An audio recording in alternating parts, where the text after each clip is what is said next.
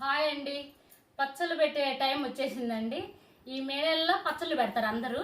నేను కూడా పచ్చడి పెడదామని చెప్పేసి అనుకున్నామండి. ఈరోజు మా వారు వాకింగ్ పోయి వస్తా జలాలు తీసుకొచ్చాడండి, 1 డజను. జలాలు అయితే బాగా పులుపు ఉంటుంది, కాయ పచ్చడికి బాగుంటుందండి. సంవత్సరం అంతా నిలువ ఉంటుంది కాయ.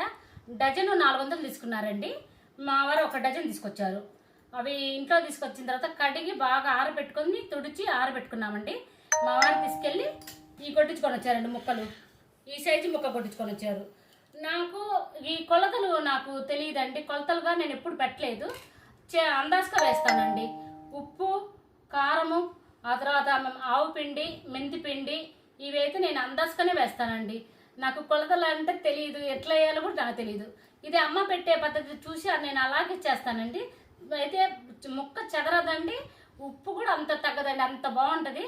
చిన్నులపాయలు ఒలిచి ఆరబెట్టి పెట్టుకున్నానండి. నేను ఒక 10 గడ్డలు ఒలిచి పెట్టుకున్నానండి. డజన్ కాయలకి 10 గడ్డలు ఒలిచి పెట్టుకున్నా.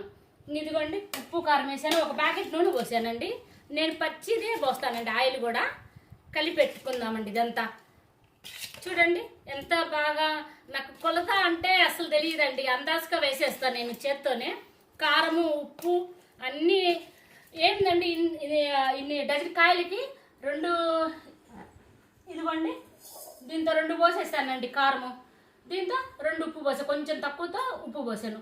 అట్లా చేసుకుంటానండి, నాకు అట్లా అందాజుగా తెలుసు, అలా వేస్తా. దానికి ఇప్పుడు ఒక ప్యాకెట్ పోసానండి. వేరుశనగ నూనె వాడతానండి నేను, ఇంకా వేరే ప్యాకెట్ ఏం వాడను. వేరుశనగ నూనె ఇలా పోసేస్తాను చూడండి. ముక్క మునిగేటట్టు నూనె ఉంటే చాలండి, అంత కలిదిప్పుకోవడమేనండి. ఇంకా మన అయితే తడి లేకుండా చూసుకోవాలండి, ఎక్కడే కానీ తడి అనే మాటే ఉండకూడదండి. ఆయిల్ కొంచెం పైకి తేలేటట్టు ఉంటేనేనండి, 3 రోజులు కదిలించకుండా ఉంటే సరిపోతుందండి. నేను ఇదిగోండి డబ్బాలు బాగా కడిగి 2 రోజుల నుంచి ఆరబెట్టుకున్నానండి ఎండలో.